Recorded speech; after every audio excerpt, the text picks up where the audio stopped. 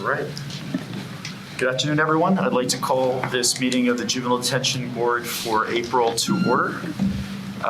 We have just about everyone on the board with us, including, I believe, Controller Joanne Phillips, Vice Chair Marie Williams, and the Reverend Turner on with us via Zoom. If we can all rise for the Pledge of Allegiance. I pledge allegiance to the flag of the United States of America and to the republic for which it stands, one nation, under God, indivisible, with liberty and justice for all. Thank you. We will start off this meeting, as we do with all, with any public comments that are associated with agenda items only. And if members of the public would like to address the board, please start with your name and address, and please limit your comments to 5 minutes or less. Are there any members of the public who would like to speak? Hearing none. The next item is an approval of our minutes from March. Are there any comments on the meeting minutes? I move we approve the minutes of the March 15th, 2022 meeting. Second. Motion and a second. Are there any comments?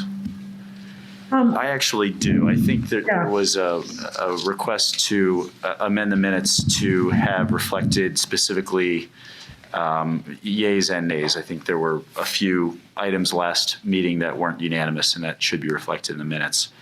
I don't actually have them in front of me. Ms. Phillips, do you have, I think there were a few items that you pointed out.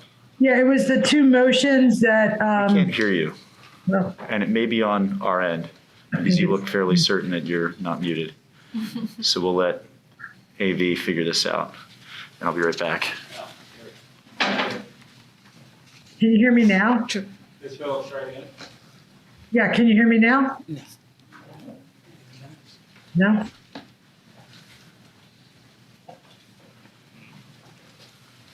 Ms. Phillips? I'm hoping you can hear me now because. Can't hear you. Sorry. Let's I don't know. give you a moment. Okay, well, apparently Are you Yeah. aware of which items needed to be adjusted?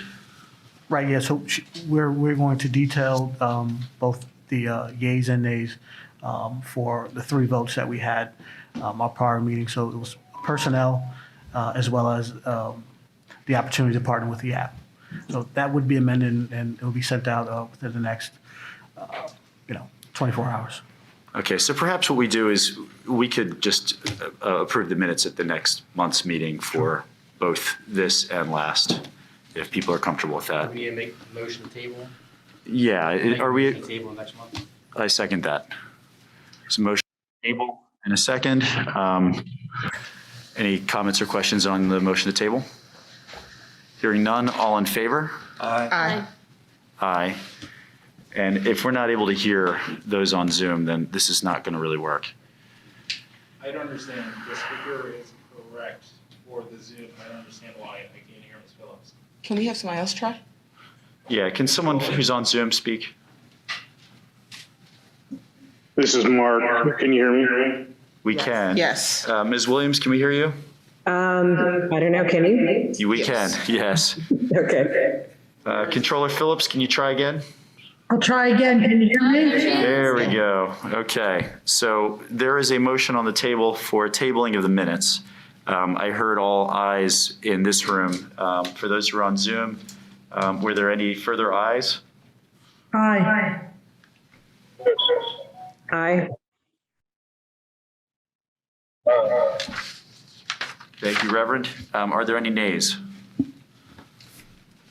Hearing none, the motion to table is passed. Next item for business is the report from the Juvenile Court and Probationary Services.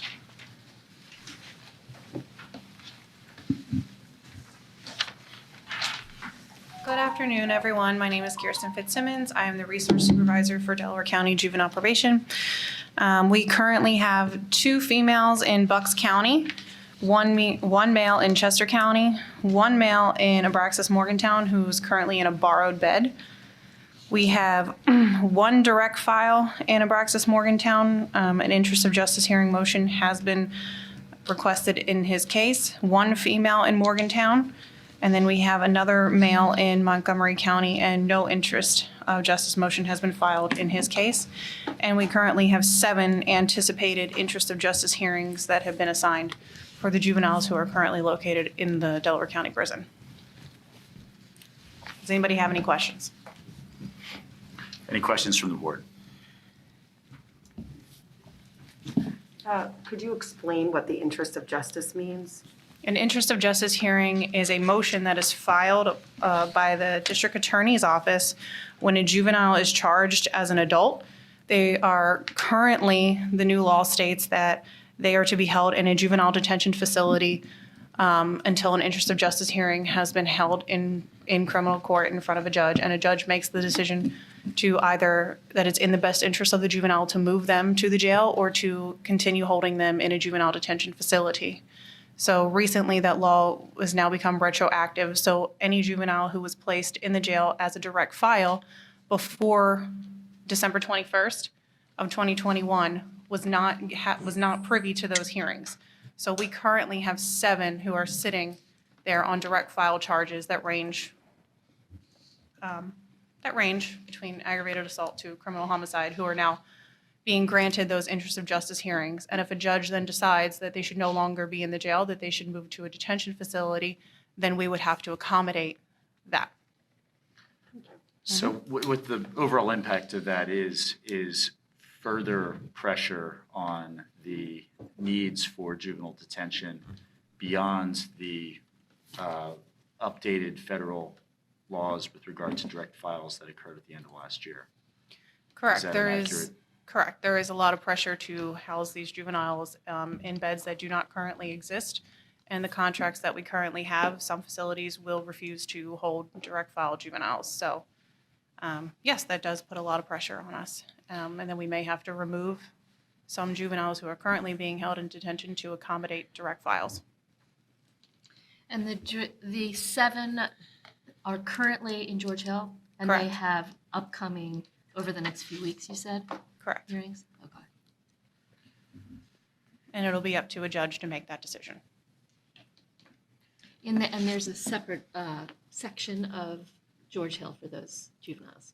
Yes, currently they are being held on a juvenile wing in juvenile detention or in the George Hill facility. And then once they turn 18, if their case has not been resolved, when they turn 18, they will move over to the general population side and await their trial, unless they post bail. Thank you. Any other questions or concerns? Any questions from the board? Thank you. Thank you.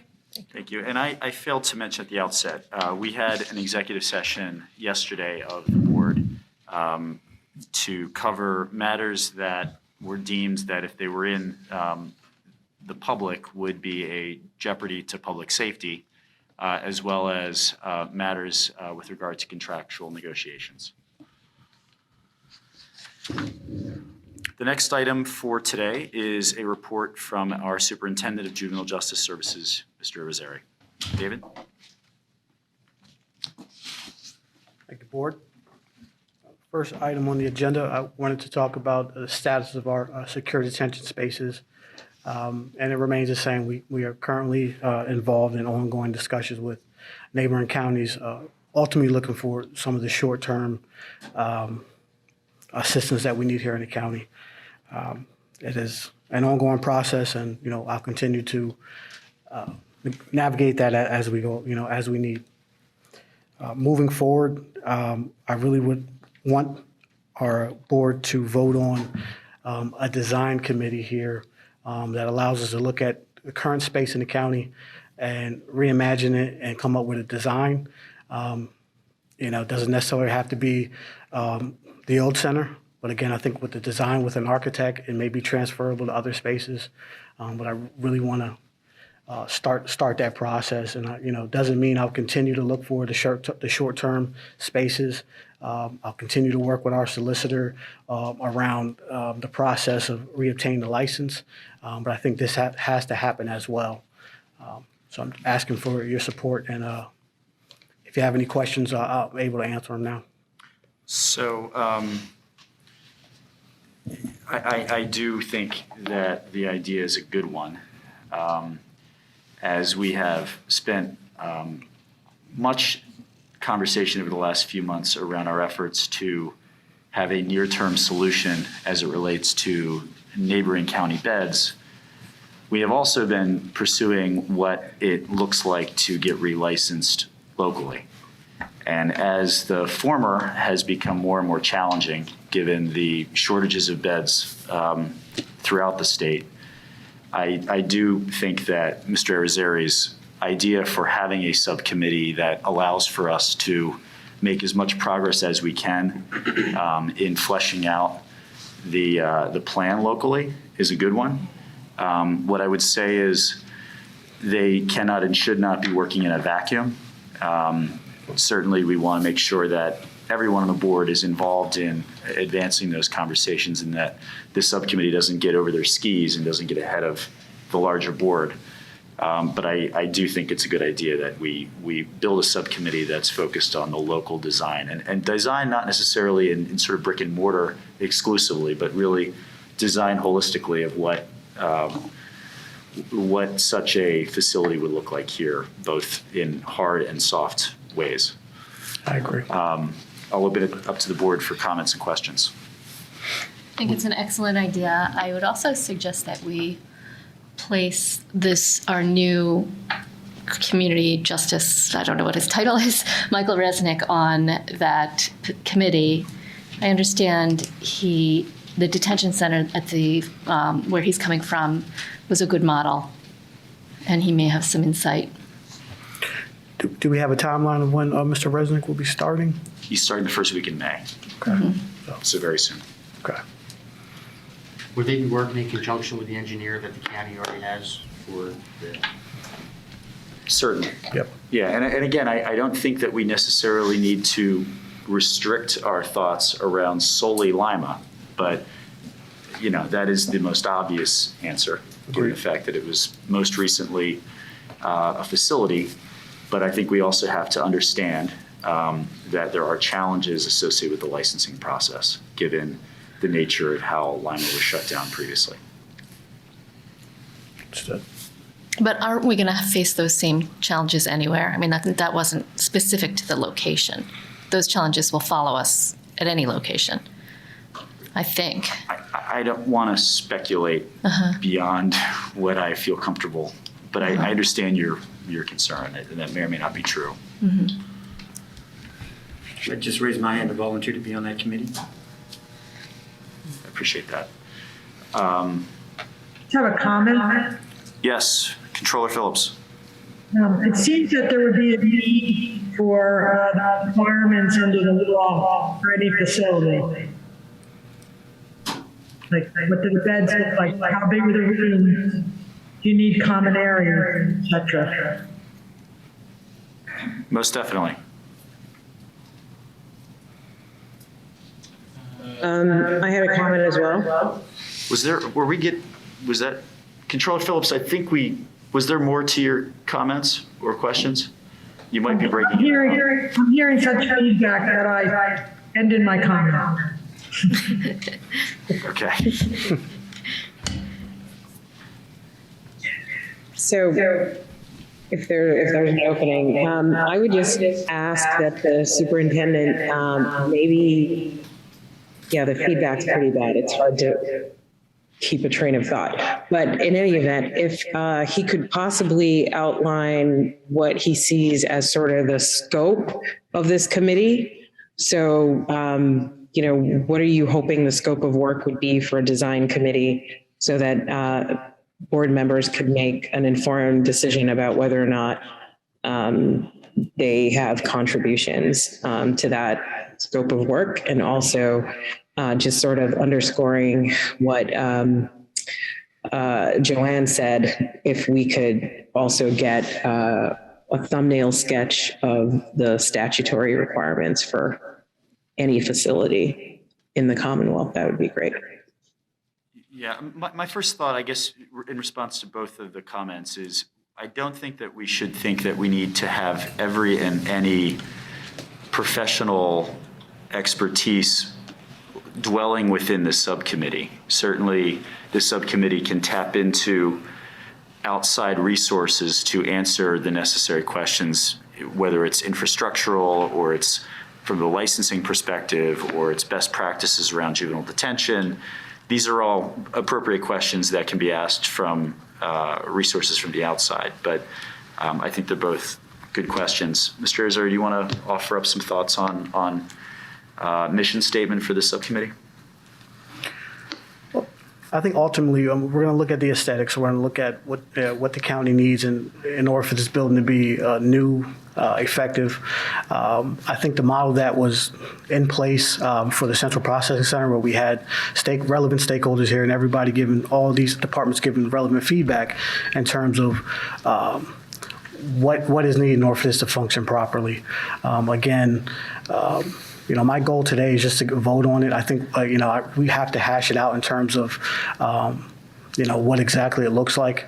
But again, it's really just an effort to move the ball forward on what the long term looks like here in the county, and that's my goal.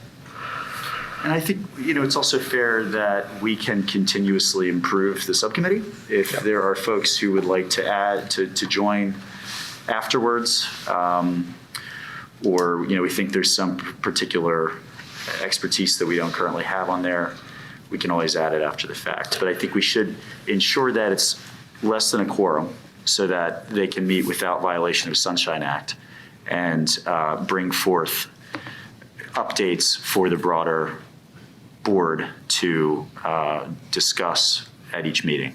Yep. Not only updates, but when we get to a final product, obviously we would vote on that as well. So I just want to make sure it's an inclusive process. And again, our goal is to push the ball forward on what we need here in the county. Could some clarification be offered in that mission statement about the soft part of it? So I think the chair mentioned that hopefully the committee would not only be looking at the bricks and mortar piece, so just getting a sense of what that non-bricks and mortar piece would be in terms of the charge of this committee would be useful to flesh out, I think. Well, yeah, I'm committed to having everything lined up and flushed out by the time we're ready to go. And again, Vice Chair Williams, we welcome any thoughts, and I'll take the lead on making sure you have all the information. Yeah, and I'd offer up, I think such questions would be around staffing, what criteria we would want to look at in terms of hiring in addition to what positions we would need. I think from a programmatic perspective, understanding what we would want available to youth that are being detained there. I think questions of that sort fall into the category of quote unquote soft design elements as opposed to brick and mortar hard design elements. Yeah, and that's useful. I'm sorry. Sorry, who was that? I made it, Marie. Vice Chair Williams, do you have an additional comment?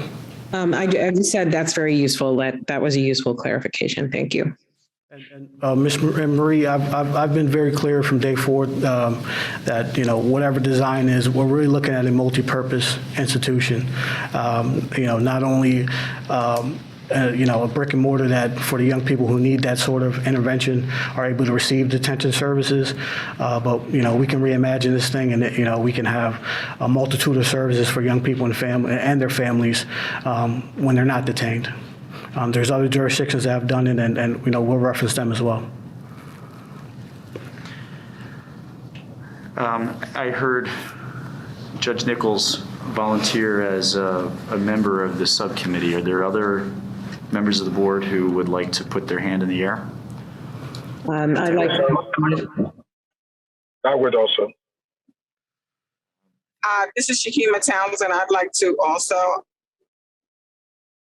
Okay, we're going to be bumping up against a limitation on how large a subcommittee can be. But I do think there should be someone from council.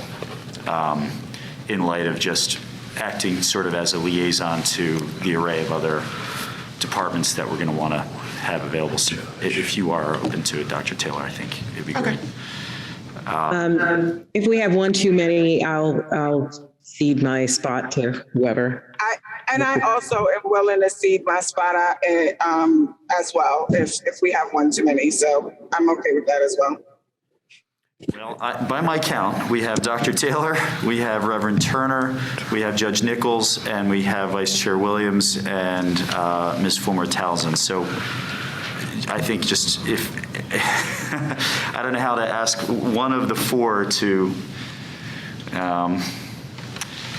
You don't have to ask. I can volunteer. I'll volunteer. all right, so how about that? And I think that also, Vice Chair Williams, if you're on there, that also provides some continuity with leadership of the board. So if that would be the proposed list, it would be Dr. Taylor, Reverend Turner, Judge Nichols, and Vice Chair Williams.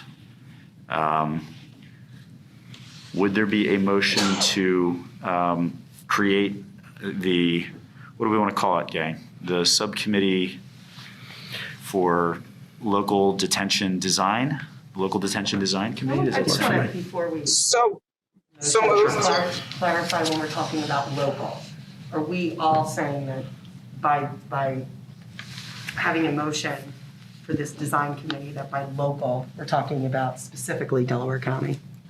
Yes. Yes. Great, then. Does anyone see it other than that? I just for wanted me, to be transparent that Yeah. there wouldn't be opportunity to have any other discussion when we talk about local, just for the public's sake too, that we're talking about, we're going to get to work on a committee that's going to work hard to make a detention center, however that's going to look and where, but in Delaware County. I certainly see it that way. Thank I you. think we have, in the interests of expediency, have been prioritizing pursuing licenses that exist outside Sure. of Delaware County.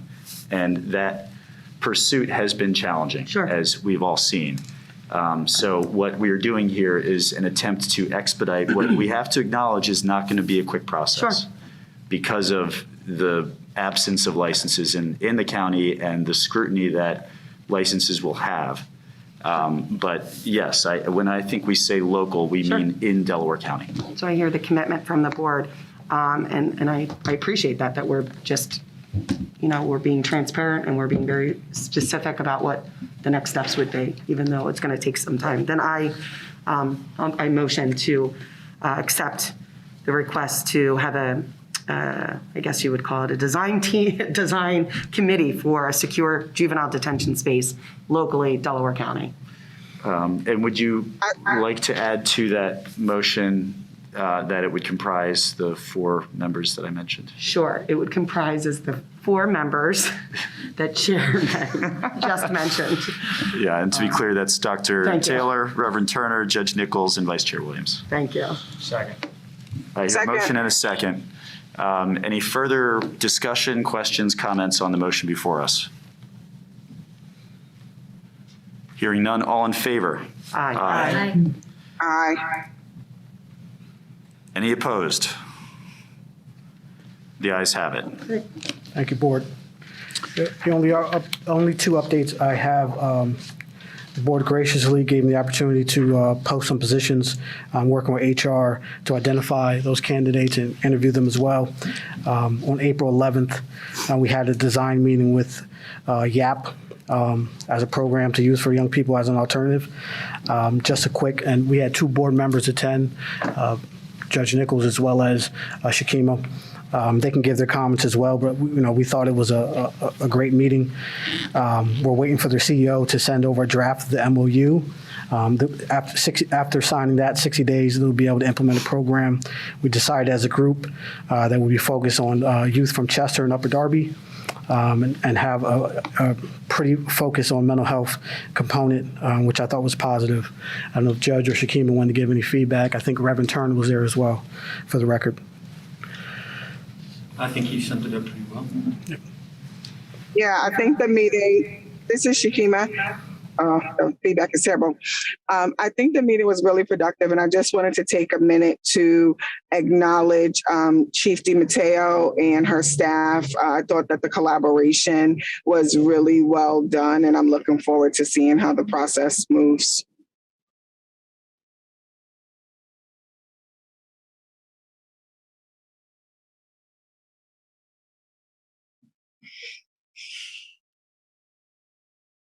Also commend the team over at Juvenile Probation and Parole for the coordination of this programming. It definitely wasn't easy, and I recognize that. Great. I'd also like to address a concern I've heard associated with the scope of this board. I've heard folks express concerns that a board that is defined as a juvenile detention board of managers, what role do they have looking at programs that are diversionary in nature and are not explicitly around detention? And my view is that when we are talking about the handling of juveniles, whether it be in the form of detention or diversionary, I think it's in all of our best interests when we see things in a holistic manner. And a majority of county council also sits on this board. We as county council members are tasked to look more broadly. We have responsibilities both through our financial oversight of the budget as well as through our roles with human services to look more broadly in nature. And my concern is that when we look at our tasks too narrowly around being exclusively around detention or exclusively around probation or around human services, we miss on looking at things in a broader, more cohesive way. And so I do respect the concerns that folks had, that we should be focused on detention. And I hope everyone sees that we are. But we can also walk and chew gum at the same time.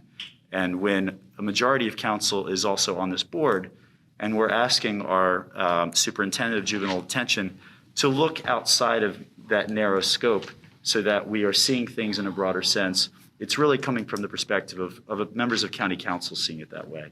And I encourage members of this board, even if their responsibility is narrowly around detention, I ask that they be involved in looking at it more holistically. I think even if their responsibilities are narrow, or perhaps their authority is narrow, I would welcome their involvement and their views, even if it's with regard to things that are not solely around detention. Those are my thoughts. They're my own only, but I hope that they're helpful for folks who perhaps had that concern. If I can add, these are my thoughts. When a juvenile is charged with committing a crime, the court hears the matter, and the court has to decide first. Did the juvenile commit the crime? Or the juvenile admits that they committed the crime. And then the court is charged, whether it's a master or a judge, to decide if that juvenile needs treatment, rehabilitation, or supervision. Nothing in the statute says anything about, well, we're going to keep him in jail or we're not going to keep him in jail. So that judge or that master has to decide that. And when they decide that, they may decide, despite what the decision is, that that juvenile doesn't need to be treated, rehabilitated, and supervised outside of the home.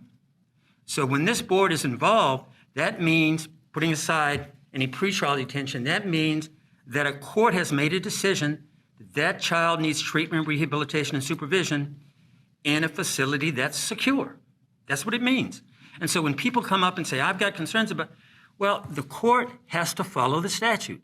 And I think what we as a board are doing is something obviously I think unique and great in saying, we're going to look at the design. We're going to look at YAP. In other words, we're saying, all right, treatment, rehabilitation, and supervision, and this board is willing to step outside its lane, so to speak, and say, if YAP can keep that young man in the community, or that young woman in the community, great. But we have to have the support and the knowledge of the juvenile probation office. And we have 2 representatives from the probation office, and they know this inside and out. They probably sleep it, drink it all the time, 24/7, so they know. So I will look to them for a lot of support. But I think people have to understand that what we're talking about is a decision where the court has made a determination, again, not talking pretrial, that this juvenile needs to be detained. And the question is, what is that treatment going to look like? What is the facility going to look like? What are the things going to be done in there? What is staffing going to look like? I think one of the things we need to look at, as I see going forward, is we need to talk about staffing. We need to think about staffing. I had an opportunity, along with our new director, to go to Chester County. Boy, that was a long ride. And I got there, and it was a newer facility. And I walked around and said, it's new, but at the end of the day, to me, physiologically, it wasn't any different from our facility in terms of the way it looked, newer. And my thought was, what's going on in here for the juveniles? Not so much the brick and mortar. How are they being treated? And that's where I think we have our new director here, our executive director, to help us with that part of the soft part that we want to do, in addition to what YAP has. Thank you. Yeah, and I appreciate your comments, Judge. I think just to clarify what I'm saying, my point is, even stepping outside of detention and things of the sort of YAP that are more diversionary in nature outside of detention, as a county council member, given the range of backgrounds that we have, that we're lucky to have on this board, I would welcome that input, even if it's really not through the lens of detention when we're talking about a YAP or some other diversionary program. It's valuable for me as a member of county council who is asked to vote on human services contracts that work their way through probation, to have an understanding if there are perhaps gaps or areas that we can lean into greater than currently are happening. I welcome everyone's input, and most certainly probation, because they live it every single day. But I want to make sure that we are looking at it through various lenses. I agree. I agree. Absolutely. Phillips and Ms. Williams. Ms. Schaefer, why don't you, since you're here in person, I understand we'll go to. I just have a quick comment. I mean, I've never been a juvenile court judge, but I would imagine that at that moment when you have a child in front of you and you have guilt or have decided that they are guilty, there is, or need to move forward anyway, the most beneficial thing to have would be options. Options of what to do with that child. Options, every child has different needs, and options, different options, many different options that would best suit that particular child's needs. So I view the outside of our lane issue more as giving our justice system more options to help this child as they navigate the system. I agree, and I think those options are usually presented by the attorney who represents the juvenile. That's the first place. Mm-hmm. And then you may hear that from juvenile probation. They may say, we think one option is for that child to be treated in the community. The judge may disagree. She may disagree. He may disagree. So I think we have to understand that the judges make that decision now. When it gets to the point where that child is there and the judge has got to make that decision, having those options are great. But at some point in time, I think we have a situation where, I'm just assuming, the decision is made, this child needs to have treatment in a type of secure facility. Right. And I don't think that's most of the juveniles. I think if you ask probation, they would tell you most of the juveniles are not ending up in a detention center, at least not on the first charge anyway, and maybe not even on the second charge, and maybe not even on the third charge. It depends on the level of the offense and the impact on the community as well as the court sees it. And to your point, Judge, about the fact that ultimately it's the judge's decision, that is most obviously true. And nothing with regard to what we're saying here takes away from ultimately it being the authority of the courts. But I think it is also important that we look at, what, again, if it's setting the menu, if county council through this board and through human services are tasked with making sure we've got a comprehensive menu of options that are rigorously performing and are being utilized as best as possible, it really means working with the courts. It's not, whose power over whom. It's really, we all have to be working together. Yeah, and I think the board showed the example that we are looking in a holistic manner, because many of us showed up to the meeting. Yep. That was very long, and it was a very thorough meeting about that. And it was not around the detention center is around alternative placement. So I think we were well represented there, and I think that shows that we support kind of that cross collaboration.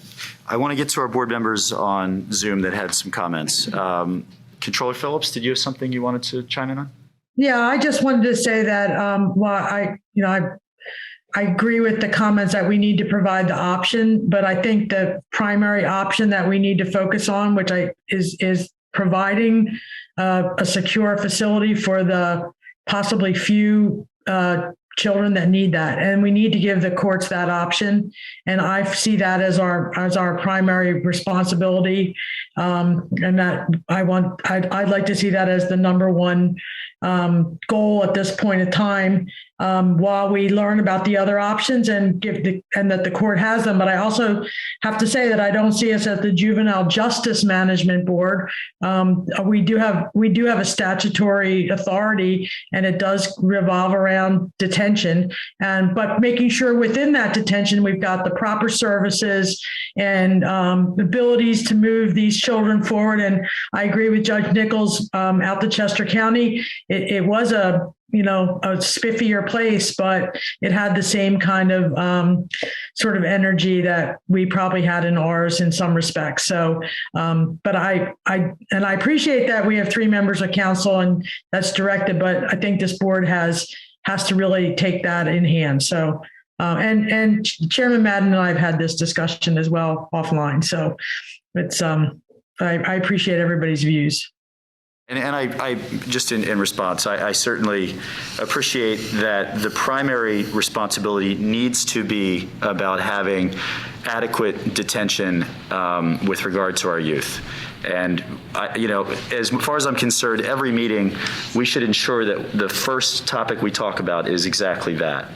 But as I said, when 3 of us wear hats, and Controller Phillips, you certainly do as well, in your own respect, that go outside of narrowly detention, I welcome the perspective of this board because I think we're making better decisions outside of just this detention area when we welcome the input of this board, given the backgrounds that we have here.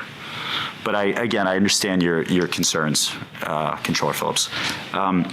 Vice Chair Williams, did you have something else you wanted to add? I did, yeah, thank you. First, thank you for raising this issue. I think it's been kind of the pink elephant in the room for a long time. So I really welcome the opportunity for us to discuss it openly. So a couple of things that I thought. First, the thought I had was that detention does not, even the detention center just does not operate in a vacuum, right? A detention center has to take into account the pipeline of young people who may be going into detention. So it would serve us not at all if we were to design a detention center that is capable of housing, let's say, only 10 young people based on, what's happened in the past 3 years, only to then find out that a dearth of diversion options at the front end of the system means that there will be more than 10 young people in that pipeline going into the detention center. Then we would have an overcrowded detention center, as often happens in lots of other jurisdictions. And then we would have potentially an abusive situation happening in the detention center because it's overcrowded, it's understaffed, there's a lack of programming. And then you have young people leaving that detention center who were ill-served by having been in detention and therefore are more likely to return to detention. So I guess the case that I'm making is that there's really no way to responsibly manage a detention center in isolation from all of the other things that need to happen to and for young people in the community, both before they go into detention and after they leave detention, because it just won't work.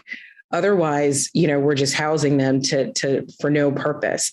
And as Judge Nichols pointed out, the goal of the juvenile justice system is treatment, rehabilitation, supervision, not punishment, certainly not in juvenile detention. Juvenile detention is not a punitive response to juvenile offending necessarily, right? So we want to make sure that judges, of course, they have complete discretion to decide whether a young person goes into detention, but having opportunities for that young person to be treated, rehabilitated, or supervised in the community will certainly impact whether or not a judge chooses detention. I think that's a point someone else made. So if you're, if all you've got is a hammer, then everything's going to look like a nail. If there's no other way to treat, rehabilitate, or supervise a young person, they are probably more likely to be detained for their safety or for the safety of the public. So I don't have necessarily anything to add, but just to underscore what, the chair said about looking at this holistically, because I think, if you were to ask our new superintendent, he would tell you that there's really no way to responsibly manage a detention center unless you know what's happening at the front end and unless you know what's happening at the back end. And what we had happen at Lima, in my view, is that we had a detention center that was outsized for the needs of the community. And therefore, there was potential, tomfoolery and other stuff happening in that detention center. So I think, it's not a question of whether or not there needs to be detention. Absolutely, there does need to be a detention center, and preferably closer to home for kids in Delaware County. But I think, just to underscore what the chair said, I really don't think that we would be out of our lane to be looking at what happens before kids get into detention and what happens afterwards.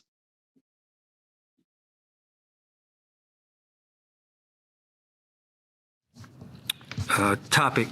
There's another party involved, and in order for that child to be brought into court to determine whether or not they've committed the offense and whether or not they need treatment, rehabilitation, and supervision, there have to be criminal charges filed.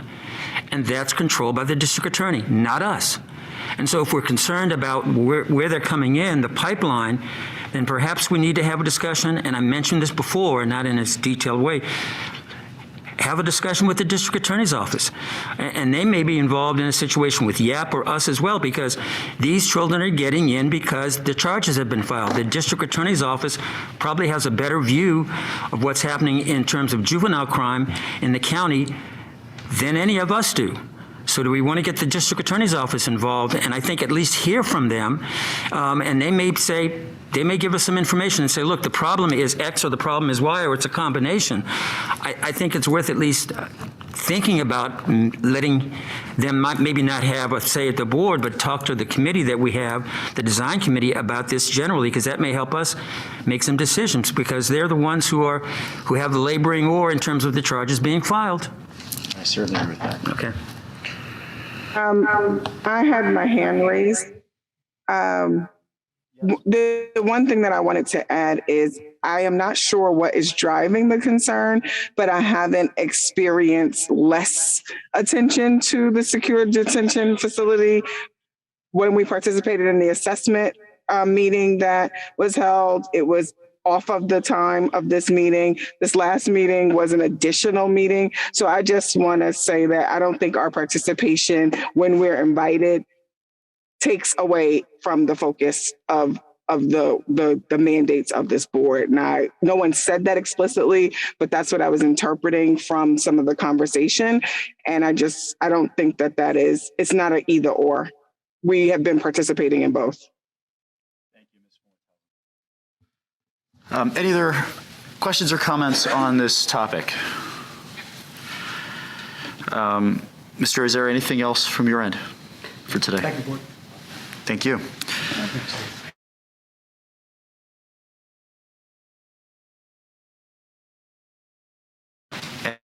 And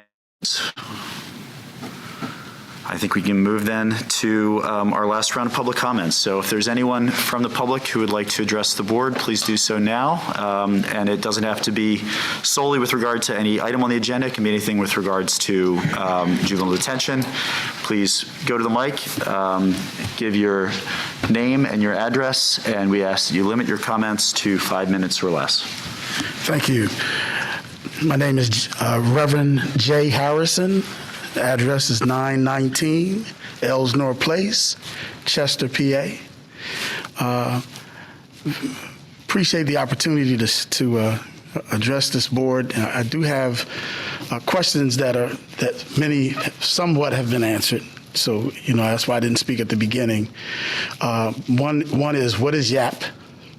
I know we use a lot of acronyms when we're in our government posture, but since I'm in the public as a citizen, if you can explain the acronym for YAP. Second, the design committee, if they would keep in mind, if they could carry this thought of, and I like the comprehensive approach instead of just the detention brick and mortar approach, because children need a holistic village concept, if you will, of services. But the education piece, where is the discussion about education? Because when the kids are in detention, I have juveniles that are on the run, been on the run. And so when I'm hearing about charges, they started off with a consent charge, violated that, went from electric monitor, cut it off. They've been missing person reports. The police officers are no longer picking them up. They're buddy, we let you go. They're breaking into houses. I've got a neighbor here probably going to speak to that. They've had potential gun, all of this stuff is going on, and they're not locked up. They feel they don't have to answer to you, to me, to law enforcement. They're going to end up getting hurt. I don't want to see my children killed. I'm not asking that they be locked up, but something needs to happen. And right now, they need to be detained. They are out of control. And so when I'm listening to all of this, I heard not good news, even from the last time I came. We still don't have a contract outside. Beds are not available. I'm almost out of time.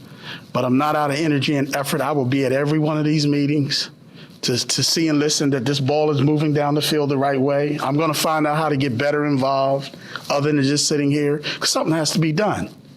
The fact that this center has been closed this long and we're still just at this trying to punt, we're still trying to punt. Something needs to be done. I've got 2 boys. And anytime they're involved with about 12 juveniles in our neighborhood alone. And all of them are on probation. All of them are running amok. No one, they're living in abandoned houses. I call code and compliance. Board up all the abandoned houses, please, because these youth are living in the abandoned houses. They won't go home. We're running out of options. I'm not the don't care parent. I'm trying my best. I adopted these boys, but we need help. And so that's why we're here. And I appreciate the information that you guys shared so far. Thank you for speaking. Mr. Harris, you want to address Sure. the question that you already asked? Sure. Rev, first and foremost, thank you for your testimony. So in terms of YAP, the acronym is a Youth Advocate Program. Essentially, it's a credible messenger model. So they'll hire folks. We talked about targeting Chester and Upper Darby. So they'll hire men and women from the city of Chester to essentially be a one-on-one mentor advocate for a young person. Oftentimes these advocates are not only from the community, they have that lived experience, right? So at one point in time in their life, they may have been part of the problem and now want to be part of the solution, using their experience to be a one-on-one mentor. There's a lot of data that supports that one-on-one mentorship.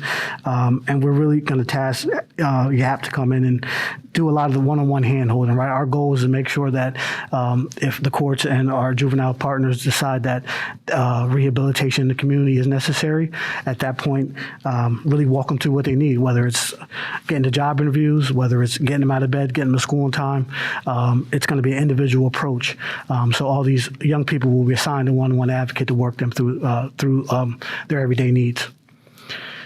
Now, ask a question off the record. I know time is spent. But just, you have Academy and you have another program that you guys refer them to. This is another model like YAP. I'm not familiar with any of the current existing models, but I'll investigate it for sure. I'll talk to Chief DiMatteo and get her feedback. Thank you, sir. Yeah, thank you.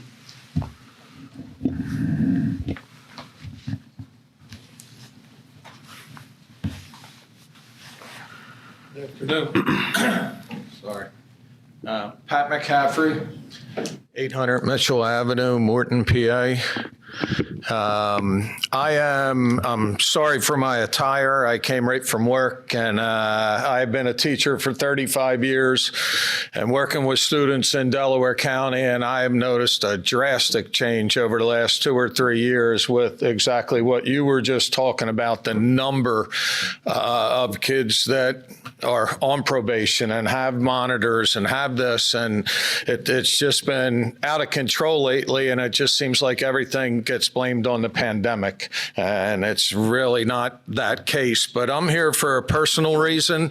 My life was overturned on March 19th. My son actually called me at work, and I knew something was wrong because he knows never to call me while teaching, and I ignored it, and it rang again, and when I answered it, it was a police officer stating that my son had just got carjacked at a Wawa in our area. He was going to his baseball game with a friend, their first game of the year, and that's what I thought he was calling me for, saying, are you coming to the game or whatever, and he knew I'd be there, but he got carjacked by gunpoint. They stole my older son's Dodge Durango, which was just his pride and joy, poured every single cent that he had into that vehicle. And my older son was thinking he was going to do something nice that day and allow my younger son to take that vehicle to his first game. Well, instead, they stopped at Wawa at 1:30 in the afternoon and were carjacked, led the police on a 90 to 100 mile per hour chase on both sides of the road, destroyed the car, destroyed one cop car, and damaged 2 other cop cars. They were finally caught. There was 4 of them total. 2 of them were caught. One was, they said 18, the other was 17. Well, found out the 18-year-old was 23 years old, and he is in jail right now. The 17-year-old was released 4 hours later for home arrest. And I just found that unbelievable because I think there were 18 felonies, including 5 F1 felonies against this young man. He was the driver, the 17-year-old. I've lived this over and over again. There's a dash cam camera of this that they never knew, and I turned that over to the police. But we have watched that video, and I'm going to say there was anywhere from 200 to 300 people, lives that were in danger during that chase. And to think that 4 hours later that he was out on home arrest just baffled my mind. And there was a few things that we were told. One, obviously, we don't have a detention center here. 2, they found another detention center to place him in outside of our county, but that detention center refused to take him because he was too violent the last time he was there.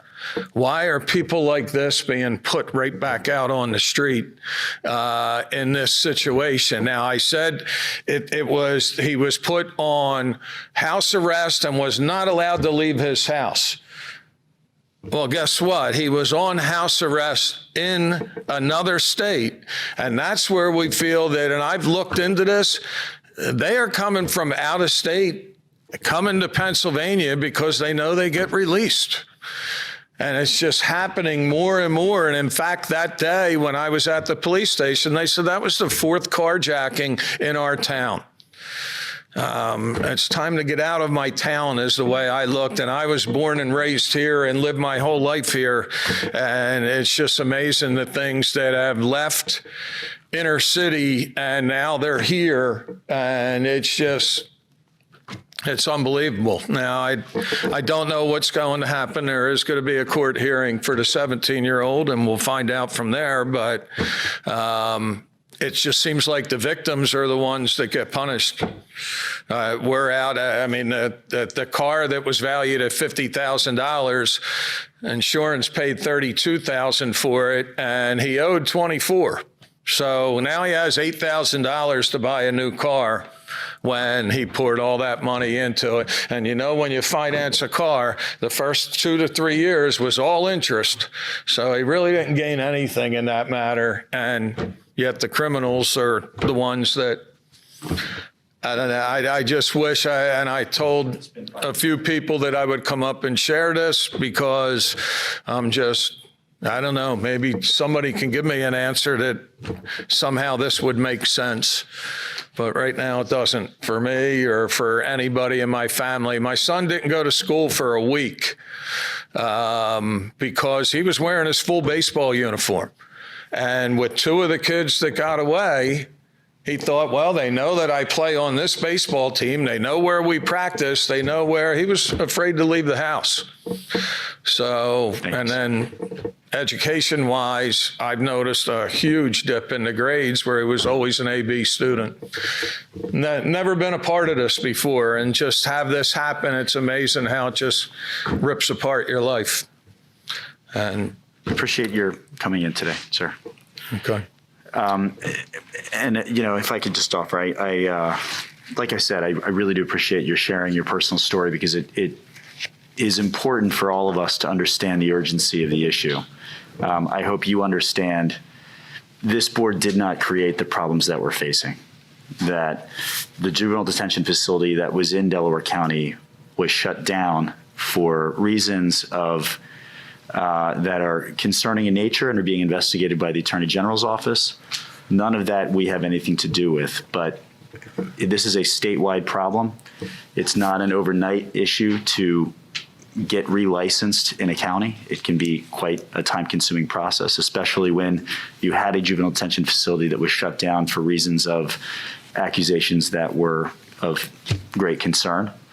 But I really do appreciate your coming in and ensuring that we understand the personal impact that these problems are creating. So thank you. Right.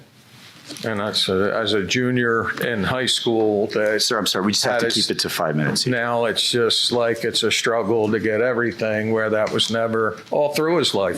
Thank you, sir. Never had a concern with any of this. And now it's just changed a lot. And I just wish that we had more here.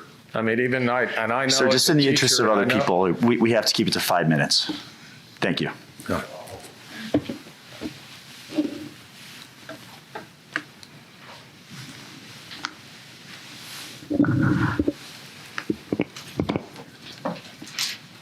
Hi, my name is Ingrid Byrd. I live at 410 Walnut Hill Lane in Havertown. I'm a resident, and I'm a victim advocate.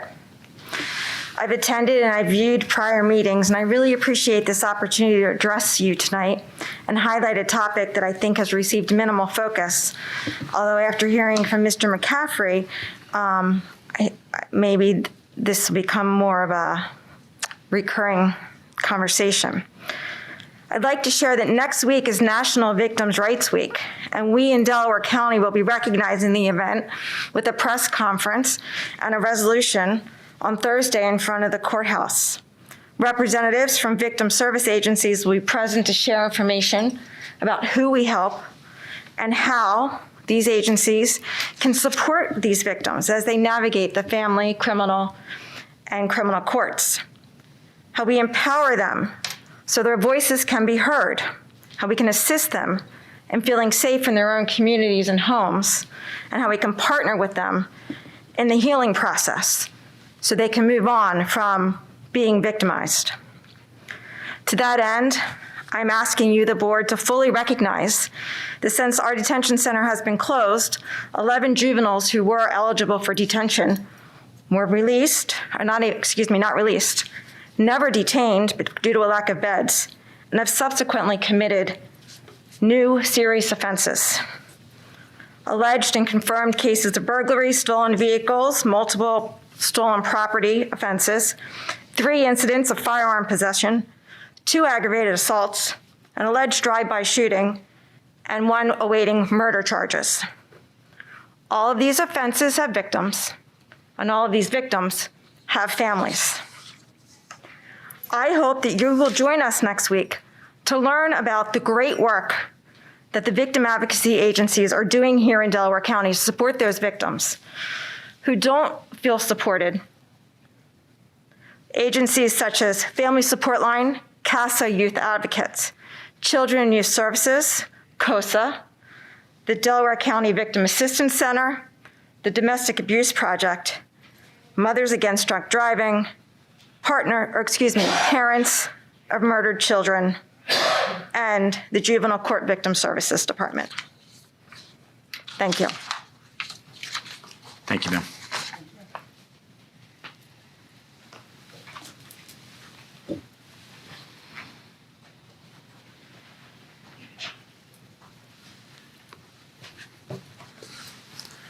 Hello, my name is Ron Frattantoni. I live at 84 Cherry Hill Lane in Broomall. Thank you for giving me the opportunity, and thank you for your work on this board. I'm a lifelong resident of Delaware County, and I do not know anyone on this board, nor do I know anyone from the district attorney's office, the courts, or the public defender's office. I became aware of the juvenile offenders being released because of limited space to detain them when I saw an article in the Delco Times while standing in line in a Wawa. That was in February of this year. The detention center was closed, I believe, March of 2021. I then found the Channel 6 news segment online. If not for spotting this article, I, like most Delco residents, would not have been aware of this dangerous and unacceptable situation. I asked 63 Delco residents if they knew about this, with only 7 of them responding that they did. One of those 7 is a sitting state representative. Now, I realize this isn't a most scientific study, but I think it is probably, if we did expand it further, probably less than 15 to 20% of the residents of this county know that people who are being charged with violent crimes are out on the street. So I decided to educate myself on the situation by looking for articles, and sadly, there is not a lot of coverage. Now, a year ago, when the detention center was closed due to the allegations, which of course are very serious, and Judge Kelly did the proper thing, there were more articles about that and more things on television about it, decrying, the abuse that is allegedly been committed. So I viewed this board's public meeting in February online and attended last month's meeting. And it does not appear to me that there has been any progress toward opening a new juvenile facility as required by state law. The interim solution of outsourcing space is not ideal, as it has been reported that juveniles have been released because of a lack of beds and behavior problems. This has resulted in released individuals committing additional offenses. For the safety of the victims, the community, and the juvenile offenders themselves, this situation needs to be remedied in a more timely manner. I'm going to ask a few questions, which I'm not expecting to hear an answer from at this moment, but which the public has a right to have asked. Number 1, was the district attorney's plan to reopen the center on a limited basis ever considered? If not, why not? And did the board vote on it? Number 2, what is the status of finding space at other counties? I believe I read in March issue of the Delco Times, or the February issue, that it was almost resolved, yet I come here today and it doesn't appear like any more space has been found. How many juveniles accused of serious crimes have been released for lack of space onto the street? How many of those juveniles have cut off their GPS monitors? How many have been released, have committed other offenses, and what charges are they facing? How many of the released have bench warrants? The last question is this: in 13 months of investigation, there are still no charges filed against any employees of the closed detention center, and I'm not certain of that, but the Attorney General's investigation is still going on.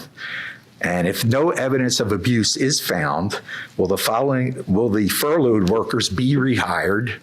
Will they be retasked or done something else in the county because a lot of people's lives were affected? And is there any accountability for those who brought forth these allegations, specifically the Public Defender's Office? So in closing, I believe it's this board's responsibility and county council's responsibility to remedy this situation in a much more timely manner and for the safety of the community. And if we're all concerned about the safety of the young people, something has got to be done. Sooner or later, one of these people that have been released is going to hurt someone or themselves get hurt by either a victim or a police officer. And that responsibility rests with this board. Thank you. Thank you, sir.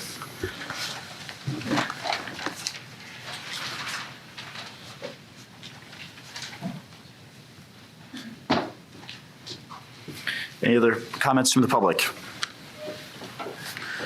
Can we have those questions answered, please? Sir, that's not how public comment works. It's not an interrogation of the board, but you can hear if there are members of the board who would like to speak during public comment, during board member comment, they're welcome to. With that, is there any further board member comment for tonight? Hearing none, I will entertain a motion to adjourn. So moved. Is there a second? Second. All in favor? Aye. Aye. We are opposed. Well, thank you. I'm sorry, we are adjourned. Thank you, sir.